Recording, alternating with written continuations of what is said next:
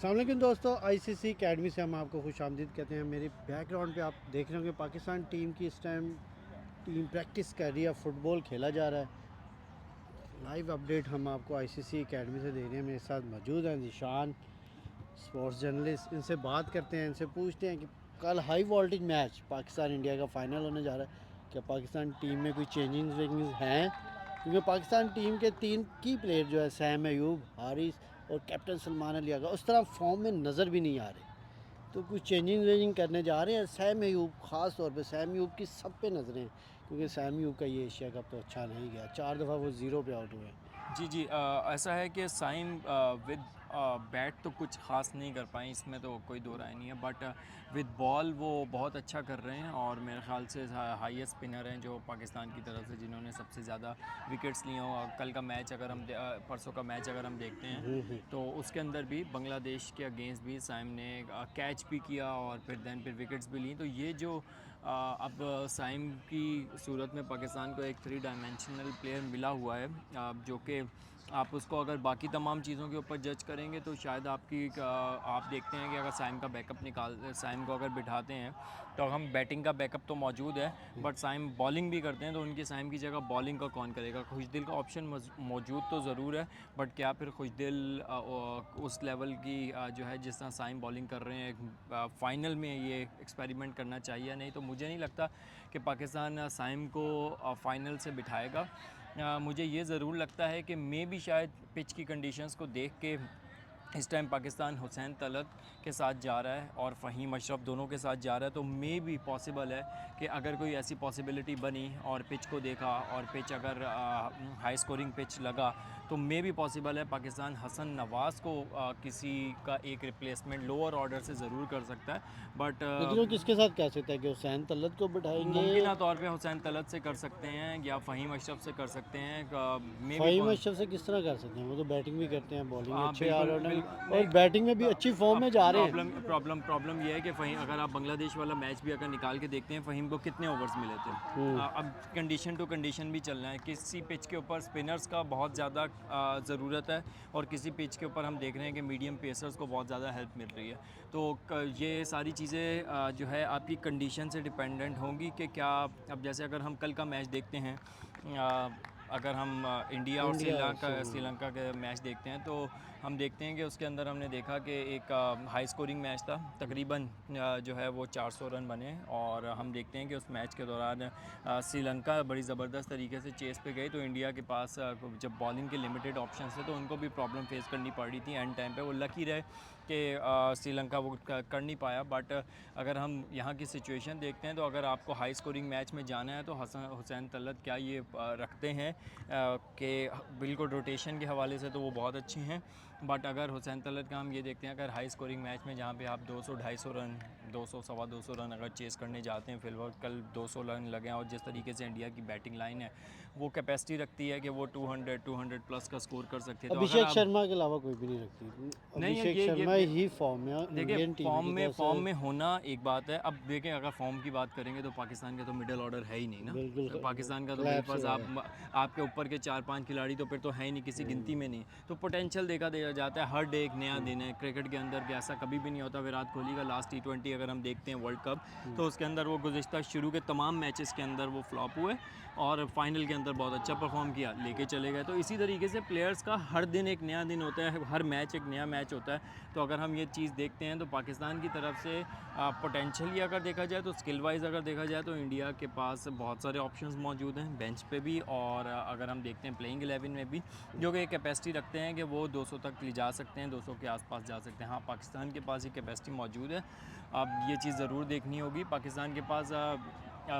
जैसे उस दिन भी हमने देखा, जिस दिन पाकिस्तान ने 171 भी बनाया तो पाकिस्तान के पास बहुत अच्छा चांस था कि ये 200 तक जा सकते हैं। बट एंड के ओवर में जब पिच स्लो हुआ तो फिर पाकिस्तान उस तरीके से नहीं कर सका। बॉल जब पुराना हो गया तो उसके बाद फिर पाकिस्तान के जो प्लेयर्स थे वो उस तरीके से क्लोज़अप नहीं जा सके। 200 के 170 तक ही पाकिस्तान को लिमिट किया इंडिया ने। तो ये सारी सिचुएशन को देखते हुए हसन नवाज़ एक जैसा ज़रूर ऑप्शन हो सकते हैं कि सरप्राइज़ करने के लिए, इंडिया को चार्ज करने के लिए में भी शायद हसन नवाज़ को किसी पोजीशन पे इंक्लूड किया जा सकता है। मैं ये अपनी ऑब्जर्वेशन देख रहा हूँ अभी तक, क्योंकि अभी प्रैक्टिस कैंप शुरू हुआ है प्रैक्टिस पीछे सेशन प्रैक्टिस कैंप चल रहा है। पीछे प्रैक्टिस सेशन चल रहा है और ये Nice. प्रैक्टिस सेशन ही बेसिकली आपको हिंट दे देता है कि कल क्या होने जा रहा है, वैसे क्योंकि क्या लगा हसन अभी नवाज़ को जिस टीम दिन बिठाना था तो उससे पहले हम ऑब्ज़र्व कर चुके थे, क्योंकि हसन नवाज़ को रेस्ट दिया गया था और उनको जो है बिल्कुल यही उन्होंने ना बैटिंग की प्रैक्टिस की और भी उन्होंने पार्टिसिपेट नहीं किया था, बस थोड़ा बहुत वार्म अप किया था। तो जब ऐसा प्लेयर अभी आज हम देख रहे हैं,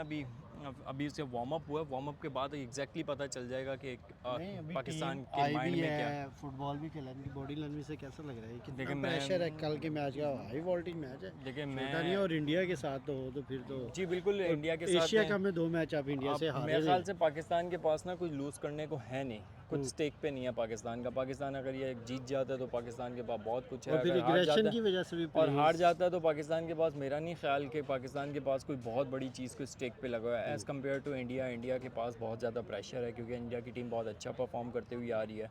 अगर एक वो मैच भी नहीं आ रही है एशिया कप में। एशिया कप में भी नहीं हारी, और इससे पहले भी हम देखते हैं तो कंटिन्यूसली इंडिया बहुत ज़बरदस्त क्रिकेट खेलती हुई आ रही है इंडिया की टीम। तो इंडिया की टीम के ऊपर ऑब्वियसली उनसे एक्सपेक्टेशन ज़्यादा है, होप ज़्यादा है, उन होप्स और एक्सपेक्टेशंस का प्रेशर होता है। बाकी ऑब्वियसली बात है, इर्द गिर्द चीज़ें ये प्लेयर ज़रूर मैनेज कर सकते हैं क्योंकि बहुत बड़े लेवल के ऊपर, हाई इंटेंसिटी लेवल के ऊपर ऑलरेडी ये प्लेयर्स खेल रहे हैं। तो ये जो से इर्द गिर्द पर छोटी मोटी चीज़ें हो रही होती हैं, ये कोई ऐसा प्रेशर क्रिएट नहीं करती। प्रेशर क्रिएट बेसिकली इन्हीं चीज़ों का होता है कि आप खुद से जब आप पाकिस्तान की शायद चांसेस अगर देखा भी जाए, किसी से भी आप बात करेंगे, हम कहते हैं स्किल वाइज कहते हैं तो वो आपसे ये बात करेगा कि इंडिया की टीम फेवरेट है।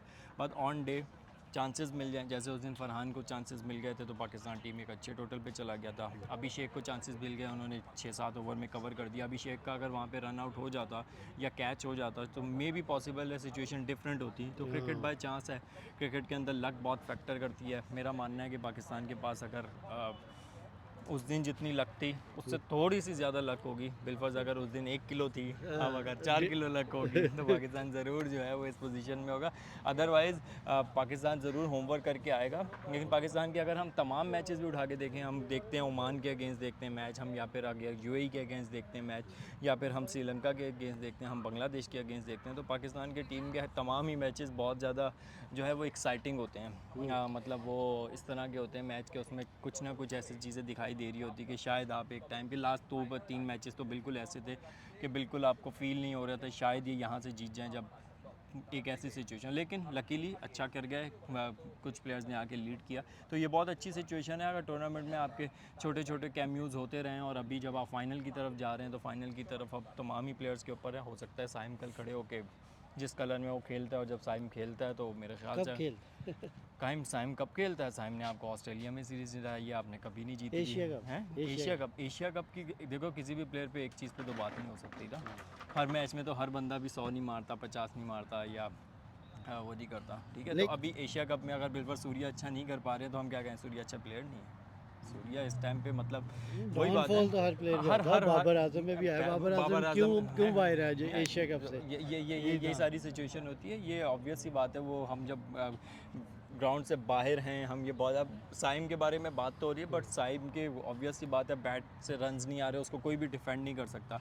बट साइम जो बॉल से कर रहे हैं वो आपके बाकी स्पिनर्स नहीं कर पा रहे। बिलफर्ज नवाज़ उस तरीके से विकेट नहीं ले पा रहे, इब्रार रिटेन ज़रूर कर पा रहे लेकिन विकेट नहीं ले पा रहे। समझ, क्रूशियल मौके के ऊपर आपको विकेट्स चाहिए होते हैं। अगर आपके वहाँ से अगर वो 1-1 2-2 विकेट्स ले रहे हैं तो आपके बाकी बॉलर से वो बेहतर कर रहे हैं। और अगर वो 2-3 कैच भी पकड़ लेते हैं किसी भी मैच पे, अगर आप उनके आप कैच भी देखते हैं तो वो पॉइंट की पोजीशन पे खड़े होकर बहुत ज़बरदस्त फील्डिंग कर रहे हैं। उस दिन सैफ का बड़ा क्रूशियल कैच था जो उन्होंने किया, उसके बाद मैच की कंडीशन हो गई, पलट गई। तो ये वो सारी छोटी छोटी चीज़ें हैं जो किसी भी टीम, क्योंकि टीम स्पोर्ट्स है, अब इसके अंदर हर बंदे ने सब कुछ आपने स्पोर्ट्स की बात की, एक जी, और जी। सवाल मेरे जहन में आया, दोनों कैप्टन्स की ट्रॉफी के साथ फोटो शूट नहीं हुआ अभी तक, ये और कह रहे हैं कि शायद ना हो, बिल्कुल ऐसा ही सुनने में आ रहा है तो ऐसा नहीं कि ना होता। हाँ बिल्कुल ऐसे कभी सुनने में आ शेक रहा है। हैंड इशू आ जाता है, कभी इस शूट एशिया आ कप जाता है। में इस एशिया कप में बहुत सारी चीज़ें, नए प्रेसिडेंट सेट हुए हैं और वो अच्छे नहीं हैं बिल्कुल भी। जैसे कि आप देखते हैं कि स्पोर्ट्समैन स्पिरिट का जो चीज़ें नज़र आता है, हम देखते हैं कि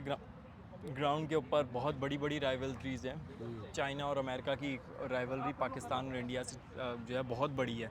रशिया और अमेरिका की हम राइवलरी देखते हैं, वो दुनिया में मतलब वो सबसे बड़ी। लेकिन जब भी वो स्पोर्ट्स के मैदान के ऊपर जाते हैं तो आपस में तमाम चीज़ें करते हैं, हैंडशेक भी करते हैं और स्पोर्ट्समैन स्पिरिट भी होती है और एक जेंटलमैन गेम को जेंटलमैन गेम के तरीके से खेला जाता है। वो सब नहीं हो रहा, उसी की कंटिन्यूशन में फिर पाकिस्तान भी अब रिएक्टिव हुआ, रिएक्शंस दे रहा है। अब पहले प्रेस कॉन्फ्रेंस नहीं की, फिर पाकिस्तान की तरफ से भी वो एग्रेसिव प्लेयर्स का बिहेवियर, और देन अब ये स्टेज आ गया। तो अब देखते हैं ये मैच क्या क्या कंट्रोवर्सी अनफोल्ड करता है, क्योंकि इस मैच के ऊपर अब क्योंकि लास्ट ये मैच है और इससे मैच से पहले बहुत सारी चीज़ें होनी हैं। अभी तो मेरे ख्याल से कि लास्ट डे बहुत सारी चीज़ें होंगी और हम शायद वो पहले जो हुआ है वो भूल जाए। तो अब क्या होना है वो मैच डे पे पता चलेगा, क्योंकि दोनों टीमों को पता है कि हम अगर यहाँ से कुछ लेके नहीं जाते वापस तो आपका पॉलिटिकली बहुत ज़्यादा चीज़ें स्टेक पे लगी हुई है, क्योंकि पॉलिटिक्स इन्वॉल्व हो गई ना। Politics दोनों और मुल्क की लेके दोनों मुल्क की गवर्नमेंट्स इन्वॉल्व हैं, दोनों मिल के ऑडियंसेस। पहले तो सिर्फ क्रिकेट पे बात होती है, अब क्रिकेट पे कम हो रही है, बाकी सारी मैटर्स पे बहुत ज़्यादा हो रही है, जो कि अच्छी चीज़ नहीं है। जिसकी वजह से जो मैं समझता हूँ कि ये एक अच्छा प्रेसिडेंट सेट नहीं हुआ है और इसकी वजह से अब आगे भी जितने भी गेम्स होंगे वो भी डिस्टर्ब रहेंगे। Thank you Zeeshan. वेलकम। ये तो जीशान इन्होंने सारा बताया है कि टीम में क्या क्या सूरत हाल चल रही है। मुझे दीजिए यहाँ पर इजाज़त, मैं आपके साथ ICC अकेडमी से लेटेस्ट वीडियो शेयर करता रहूँगा और अपडेट देता रहूँगा। अल्लाह हाफिज़।